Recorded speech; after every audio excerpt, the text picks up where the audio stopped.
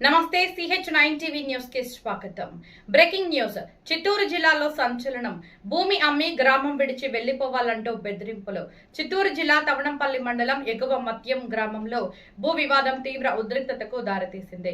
బాధిత న్యాయవాది మోహన్ రంగారెడ్డి ఆరోపణల ప్రకారం కొందరు గ్రామస్తులు తమ పొలానికి వెళ్లే దారిని అక్రమంగా ప్రహరీ గోడ నిర్మించి మూసివేయడమే కాకుండా మీరు బయట గ్రామం నుంచి వచ్చారు, మా గ్రామంలో ఎలా జీవిస్తారో మేము చూస్తాం, మీ భూమిని మాకు అమ్మేసి ఇక్కడి నుంచి వెళ్లిపోండి అంటే బెదిరింపులకు పాల్పడ్డారని తెలిపారు.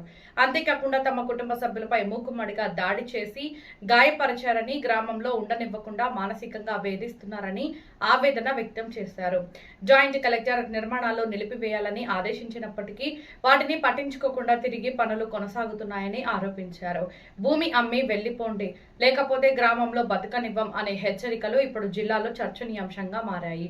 అధికారులు వెంటనే జోక్యం చేసుకుని అక్రమ నిర్మాణాలను నిలిపివేసి బాధిత కుటుంబానికి న్యాయం చేయాలని డిమాండ్ చేస్తున్నారు.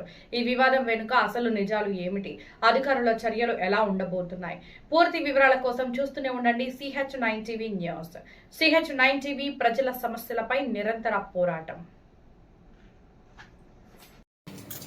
గౌరవనీయులైన పాత్రికేయ మిత్రులకి నా నమస్కారం. నా పేరు కె మోహన్ రంగారెడ్డి. మాది ఎగోమత్యం గ్రామం, తవణంపల్లి మండలం, చిత్తూరు జిల్లా. నేను న్యాయవాద వృత్తి చేస్తున్నాను. నాకు మా గ్రామం ముందు 3 ఎకరాలు వ్యవసాయ పొలం ఉన్నది. మా పొలానికి వెళ్లకుండా కొంతమంది ఊర్లో ప్రజలు నా పొలంలోకి వెళ్లకుండా నా రోడ్డుకు కాంక్రీట్తో గోడ కట్టేశారు. ఈ విషయంపై జేసీ గారికి ఫిర్యాదు చేసి ఉన్నాను. జేసీ గారు ఇమీడియట్గా పని ఆపండి అని చెప్పి ఎంఆర్ఓ గారికి మరియు ఎస్ఐ గారికి ఉత్తర్వులు ఇచ్చారు. కానీ వారు ఎటువంటి ఆపుదల చేయలేదు. జేసీ గారు మళ్ళీ పని చేస్తున్నప్పుడు కూడా జేసీ గారికి వీడియో ఫోటోస్ పెట్టి జేసీ గారికి తెలియపరిచాం. జేసీ గారు అప్పుడు నేను లైన్లో ఉండగానే కాన్ఫరెన్స్ తీసుకొని ఎంఆర్ఓ గారికి చెప్పినారు, ఇమ్మీడియట్గా ఆపుదల చేస్తామనేసి ఆపుదల చేయలేదు. ఇప్పుడు నా పొలంలోకి పూర్తిగా పోనీయకుండా కాంక్రీట్తో గోడే కట్టేశారు. ఈ విషయంపై మాకు న్యాయం చేయవలసిందిగా కోరుతున్నాం. ఈ దారి జొన్నగొరకల నుంచి ఎగుమతి నుంచి జొన్నగొరకలకు వెళ్ళు బ్రిటిష్ కాలం నాటి పురాతనమైన దారి.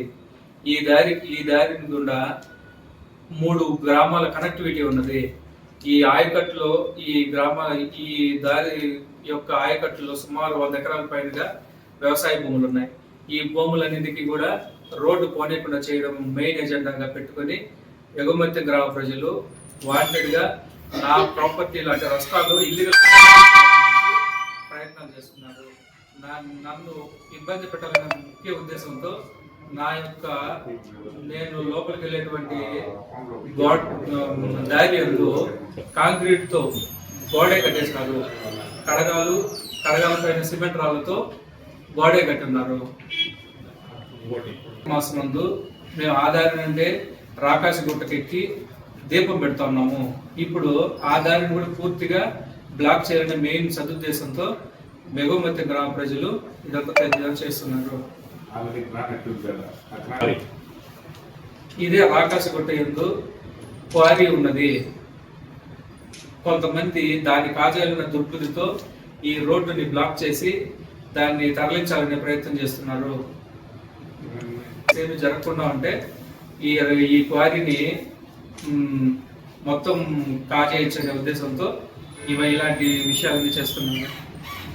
అధికారులు స్పందించి మాకు తగిన న్యాయం చేయాలి.